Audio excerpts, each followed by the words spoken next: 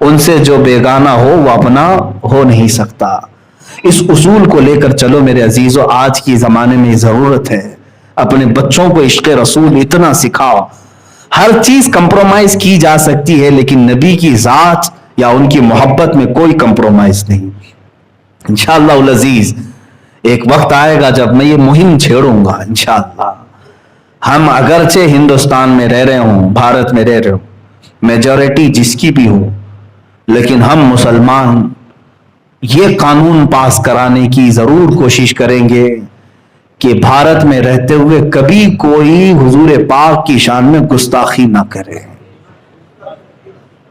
ہم اس قانون کے لیے تگ و دو کریں گے. پارلیمنٹ میں تم بہت سارے بل پاس کرتے ہو, اور اگر یہ قانون پاس کرنے کے لیے مجھ جیسوں کی جان کی ضرورت ہے تو میں پیش کرنے کو تیار ہوں.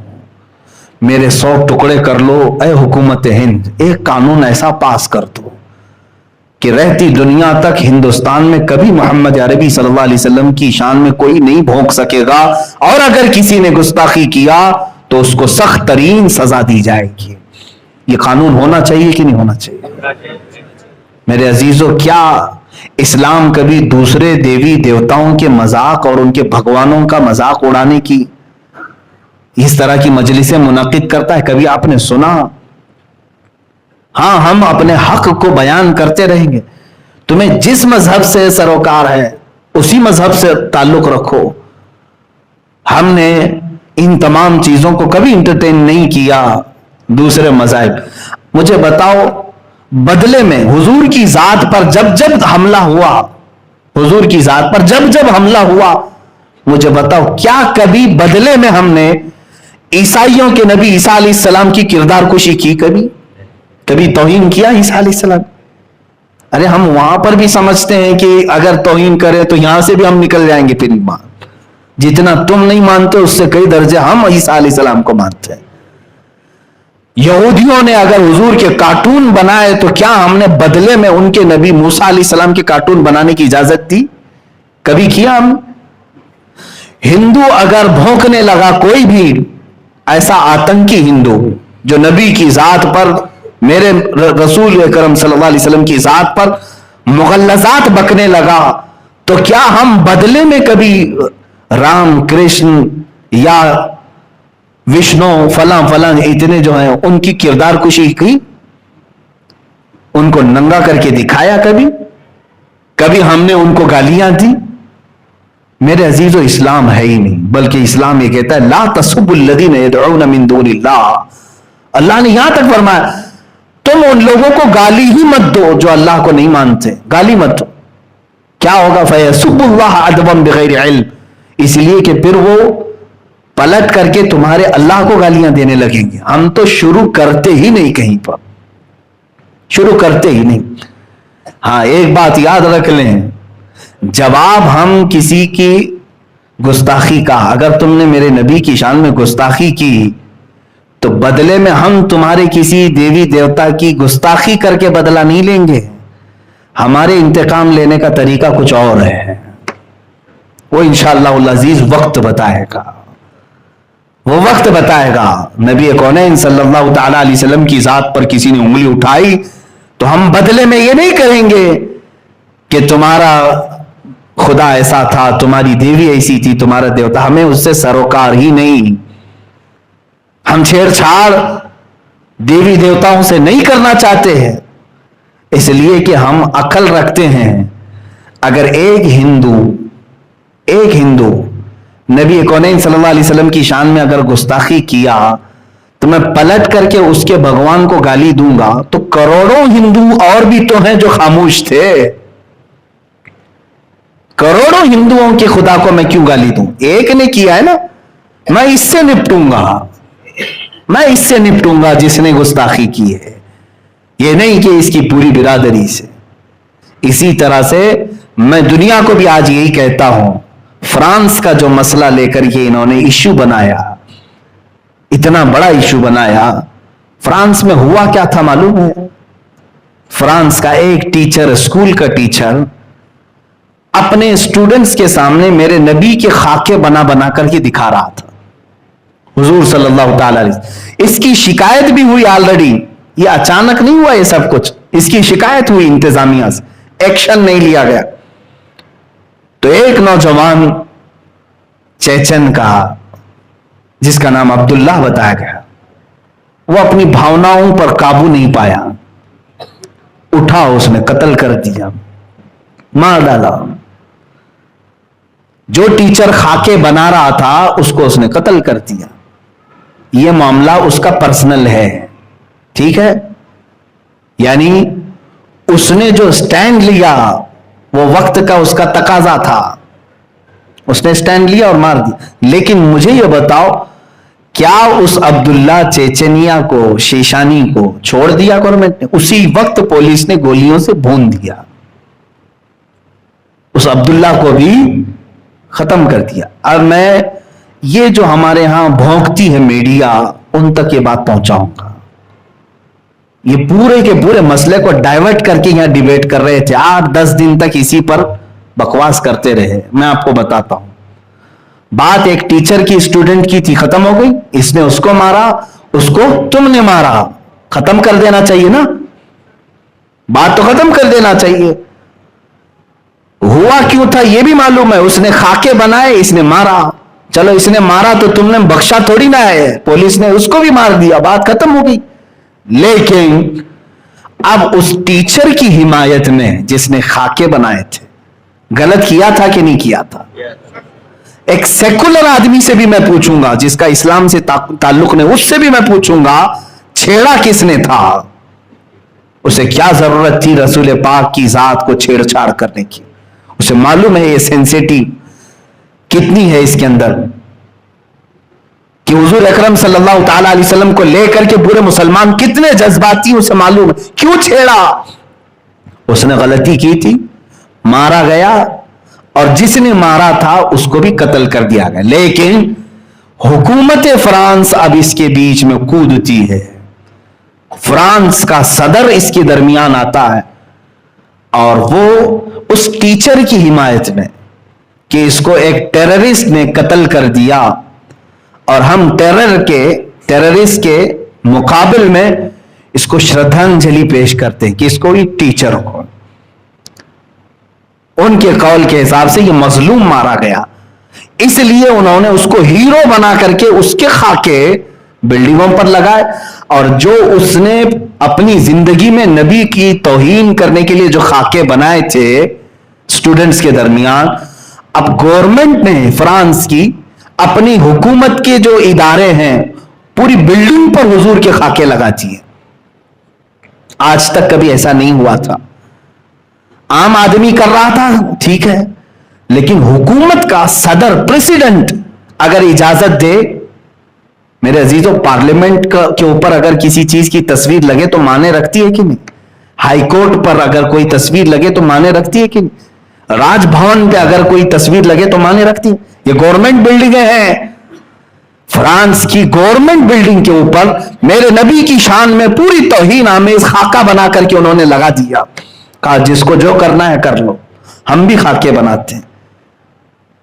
अब यहां पर मैं फलसफा समझाता हूं, जो बात मैंने पहले कही, ये अपने आप को बहुत सेकुलर कहते हैं। जालिमो, तुम सेकुलर नहीं हो, शिद्दत पसंद हो, तुम शिद्दत पसंद हो, कट्टरवाद हो तुम लोग। अगर एक अब्दुल्ला शीशानी ने तुम्हारे टीचर को मारा था तो तुम उसी को पकड़ते, उसको ही सजा देते, और ऑलरेडी तुमने दे दिया। लेकिन उसके एक कत्ल की बुनियाद पर तुम 180 करोड़ मुसलमानों के नबी की तौहीन करोगे, पूरी दुनिया के नबी की तौहीन करोगे? ये कहां का इंसाफ है? ये सेकुलरिज्म है। जिसने किया उसी के साथ तुमको सजा का मामला करना चाहिए था। मेरे अजीजों, ऐसा तो नहीं होगा कि एक कौवा तुम्हारे घर से बोटी उठा करके ले गया तो तुम सारे कौवों को खत्म करने का ऐलान करोगे? एक बिल्ली तुम्हारे घर में आकर दूध पी गई तो क्या पूरी दुनिया भर की बिल्लियों को जहर दे दोगे? कैसा इंसाफ है?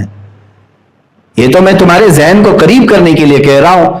अगर अब्दुल्ला शीशानी ने तुम्हारे टीचर का कत्ल किया था तो उसी को सजा दो, تمہارے حساب سے اسی کو سزا دیتے، اور دے بھی دیا تم نے، گولیوں سے بھون دیا. لیکن یہ کیا کہ پوری دنیا میں جو آباد مسلمان ہیں 180 کروڑ کے قریب مسلمان ہیں، 180 کروڑ مسلمان، 1.25 ارب مسلمانوں کے جذبات سے تم نے کھیلا، ان کے نبی کی توہین کی. اس لیے آج ہم نے فرانس کے خلاف سخت ایکشن لیا، اس کی مصنوعات کا بائیکاٹ کرنے کا اعلان کیا. لیکن حیرت کی بات ہے، جب یہاں ہندوستان میں پروٹیسٹ ہونے لگے اس کے خلاف، اس کی مصنوعات کے بائیکاٹ، ان کے پروڈکٹس کے بائیکاٹ کرنے لگے، تو اس میں بیچ میں ہماری میڈیا کود گئی. اور پھر حیرت کی بات یہ ہے کہ ہمارے پرائم منسٹر کی طرف سے ٹویٹ ہوا کہ ہم فرانس کے ساتھ کھڑے ہیں. یہ ہماری آج زندگی ہے. میرے ایک بات سمجھ کر کے چلو، تمہیں کیا ضرورت تھی اس میں کودنے کی؟ اگر انڈیا کا کوئی پرائم منسٹر ہو، کچھ بھی ہو، یہ جب ایشو پوری دنیا کے مسلمانوں کا آ گیا، اور ہندوستان میں خود 25 کروڑ مسلمان ہیں، تمہیں ان کی بھی بھاوناؤں کا خیال کرنا چاہیے تھا. تم اگرچہ ہمارا ساتھ نہ دیتے، کم از کم اس میں خاموشی تو اختیار کر لیتے. نہیں، لیکن حکومت وقت پر بیٹھا ہوا درندہ یہ بتانے کی کوشش کر رہا ہے کہ میں اپنے دیش میں رہنے والے مسلمانوں کا حامی نہیں ہوں، ان کا دشمن. یہ بتانے کی کوشش کیا انہوں نے. اب ایسے حالات میں مجھے بتاؤ، میں جب باتیں کرتا ہوں تو لوگوں کو ایسا لگتا ہے کہ یہ بہت سخت باتیں ہیں، تم ابھی بھی اس کو سخت کہو گے؟ چند دنوں کے بعد یہ بولنے والے بھی تمہارے مجمع میں نہیں رہیں گے، اس لیے کہ حکومت نے آج اتنا دبا دیا ہے، اتنا سخت کر دیا ہے. خود میرے اوپر جگہ جگہ سے انہوں نے کیس ڈالے ہیں، الگ الگ طریقے سے گھیرنے کی کوششیں کی ہیں. یہ مت سمجھنا میں جب تک آپ کے سامنے ہوں آزاد ہوں، میں اپنے نبی کی عظمت پر پہرا دیتا رہوں گا. جو کچھ بھی مجھ سے بن سکے میں کرنے کی کوشش کرتا رہوں گا. عزیزان گرامی وقار، مجھے میرا انجام معلوم ہے. ظاہر سی بات ہے میں آگ سے کھیل رہا ہوں. 8 دن پہلے ایک مولانا صاحب نے مجھ سے کہا آپ کی تقریریں ہم سن رہے ہیں لیکن آپ آگ سے کھیل رہے ہیں، اپنی زندگی کی فکر کرو. تمہیں ایسے کیس میں اندر ڈال دیا جائے گا کہ تمہاری ضمانت بھی نہیں ہوگی. مجھے ایک مولانا صاحب نے کہا، میں نے جواباً یہی کہا، اس طرح بھیڑیے اور کتے کی طرح آزاد جینے سے بہتر ہے کہ میں جیل کے اندر بیٹھ جاؤں تاکہ میں کل قیامت کے دن نبی کو منہ تو دکھا سکوں. اگر رسول کریم صلی اللہ تعالی علیہ وسلم نے سوال کر لیا، جب تیرے ملک میں اور جہاں تو رہ رہا تھا مجھے گالیاں دی جا رہی تھی اور تو اپنے ٹھاٹ باٹ اور شان کے ساتھ گھوم رہا تھا، ہم میں سے کسی کے پاس جواب نہیں ہوگا. بلکہ میں تو اس فکر میں رہتا ہوں کہ پتہ نہیں قبر میں رکھنے کے بعد اگر حضور تشریف لائیں تو ہم چہرہ ملا پائیں گے کہ نہیں ملا پائیں گے. کہیں میرے آقا یہ سوال نہ کر لیں تو اسی ملک سے آ رہا ہے جہاں میرے اوپر فلم بنائی جا رہی تھی. اسی ملک میں ہم، جس ہندوستان میں ہم ہیں، اسی ملک میں میرے نبی کی شان میں توہین آمیز فلم بنانے کا اعلان ہوا. اس کا ٹریلر یوٹیوب پہ ڈال بھی دیا گیا، رنگیلا رسول. کیا یہ ہم سب کو نہیں معلوم؟ میرے نبی کو رنگیلا کہہ کر کے فلم بنانے کا اعلان تک کر دیا گیا. 25 کروڑ مسلمان، ان میں بہتوں کے لیڈر بھی ہیں، بہت سارے سیاست میں بھی ہیں، لیکن ان کو کفار و مشرکین کی گود میں بیٹھنے کے علاوہ کوئی کام نہیں ہے. ان کی ہاں میں ہاں ملاتے ہوئے رہ گئے، مگر میری نبی کی عظمت پر کوئی بات کرنے والا نہیں آیا. اکا دکا ہوں گے الا ماشاء اللہ، میں سب کی بات نہیں کر رہا ہوں، لیکن یاد رکھنا اب اللہ ہم پر ذلت کو مقرر کر دے گا. یہ میرا میسج یاد رکھنا. وجہ یہ ہے کہ تم نے اپنی زندگی کو اہمیت دے دی، نبی کی ذات کو کوئی اہمیت نہیں دیتے ہو. تمہارے اوپر اگر کچھ ہو جائے تو تم آسمان سر پر اٹھا لیتے ہو، لیکن رسول پاک کی ذات کے لیے تم میں سے کوئی کھڑے ہونے کو تیار نہیں ہوتا. میرا یہ پیغام سارے مسلمان سنیں، میں سب تک یہ بات پہنچا رہا ہوں. اقبال نے سچ کہا، بمصطفیٰ برساں خیش کے دی ہم اوست، گربعو نہ رسیدی تمام بول حبیس، اے بندے تو اپنے آپ کو رسول تک پہنچا لے، یہی دین ہے پورا تیرا، اور اگر تو ان کی ذات میں سیریس نہیں ہوا تو تجھ میں اور ابو لہب میں کوئی فرق نہیں رہ گیا۔ ابو لہب کی زندگی گزارنا چاہتے ہو؟ ابو لہب کی طرح جینا چاہتے ہو؟ عزیزان گرامی وقار، رسول کریم صلی اللہ تعالی علیہ وسلم کی جب جب بات آئی ہے قرآن میں، میرا رب کس طرح دفاع کر رہا ہے، آپ کو حیرت ہونی چاہیے۔ ایک مکہ والوں نے جب یہ کہا وَدَّعَ رَبُّ مُحَمَّدٍ مُحَمَّدًا، محمد کے رب نے محمد کو چھوڑ دیا، اس لیے کہ 15 دن تک کوئی آیت نازل نہیں ہوئی تھی، 15 دن تک قرآن کی کوئی آیت نہیں آئی تھی، تو کافروں نے بات بنانا شروع کر دیا کہ محمد کے رب نے محمد کو چھوڑ دیا۔ جانتے ہو یہ میرے رب کو گوارا نہیں ہوئی بات، جواب میں پوری سورہ نازل فرما دی وَالضُّحَىٰ وَاللَّيْلِ إِذَا سَجَىٰ مَا وَدَّعَكَ رَبُّكَ وَمَا قَلَىٰ، میرے نبی کے چہرے کی قسم، چہرے وَالضُّحَىٰ کی قسم جو صبح کے سورج کی طرح چمکتا ہے، ان کی زلفوں کی قسم، ما ودعک ربک وما قلا، اے نبی نہ آپ کے رب نے آپ کو چھوڑا ہے اور نہ کچھ کم کیا ہے، وللآخرۃ خیر لک من الاولی، بلکہ اے رسول آپ کی ہر آنے والی گھڑی اللہ نے پہلے سے بہتر بنائی ہے۔ اللہ دفاع کر رہا ہے، ڈیفنس کر رہا ہے۔ تم اگر کوئی بھی بولو گے قرآن کی آیت نازل ہوگے، لوگوں نے کہا نبی کے بیٹے کے انتقال کے بعد ان کی اب نسل کٹ گئی، ابتر ہیں اب یہ، ابتر کہتے ہیں جس کی نسل کٹ گئی۔ حضور کو جب کسی نے تانا مارا تو اللہ نے آیت نازل کی، بلکہ پوری سورہ انا اعطیناک الکوثر فصل لربک وانحر ان شانئک هو الابتر، اے نبی ہم نے تو آپ کو کوثر عطا کیا ہے، خیر کثیر عطا کیا ہے، آپ اٹھیں اپنے رب کی عبادت کریں، قربانیاں کریں۔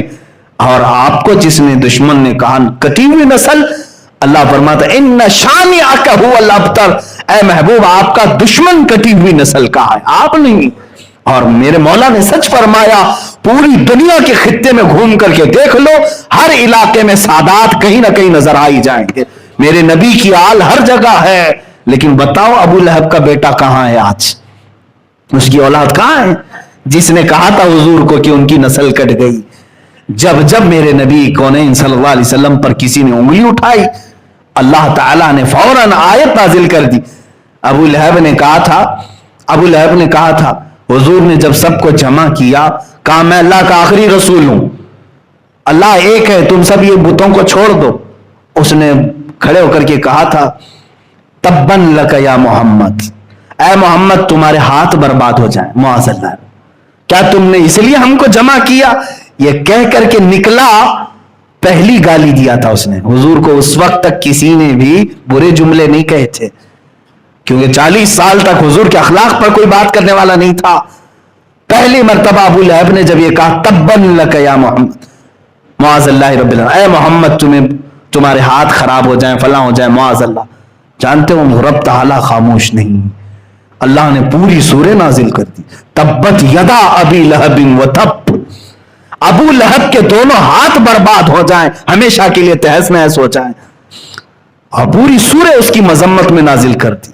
ایک بار ابو لہب نے میرے نبی سے کہا ہوگا، لیکن رب نے قرآن میں اتار کر کے کروڑوں مسلمانوں کی زبان سے اس کی مذمت کرائی، اور قیامت تک کرتے رہیں گے، جب جب تبت یدا پڑھتے رہیں گے ابو لہب پر لعنت ہوتی رہے گی۔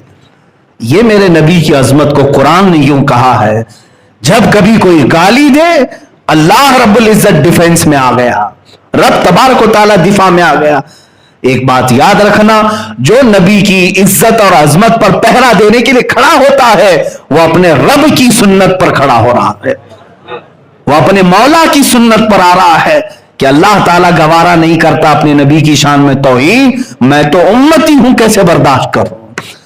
مجھے وہ بات یاد آتی حضرت خباب رضی اللہ تعالیٰ عنہ، اللہ مکہ مکرمہ کے ظالموں نے گھیر کر کے ایک صحابی کو سولی پر چڑھا دیا تھا، سارے لوگ جمع تھے، پتھر مار رہے تھے، اور جب باندھا گیا ان کو کھمبے سے تو ان کے ناخنوں کو پکڑ سے کھینچا، ان کی ناک کو کاٹا، کان کو کاٹا، ہونٹ کاٹے، مسلح کر دیا، ان کی آنکھوں میں سلائیاں پھیر دی، اور اس کے بعد کسی نے پکار کر کہا اے خباب، اے خبیب، کیا ہی اچھا ہوتا کہ تمہاری جگہ محمد ہوتے اور تم آرام کر رہے ہوتے، انہی کی وجہ سے تو تم یہاں تک پہنچے ہو، اتنی سزا ہو رہی ہے، سب کٹ گیا ہے، خون جاری ہے، مجال ہے کہ وہ سن کر کے خاموش رہے ہو۔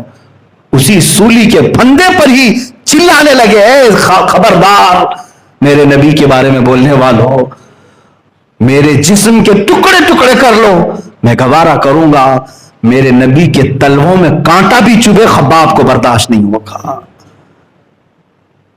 بمصطفیٰ برساں خیش کے دی ہماؤس، اپنے آپ کو نبی تک پہنچا دو، دین پورا وہی ہے، دین پورا وہی ہے۔ صحابہ نے ہمیں یہی سکھایا ہے۔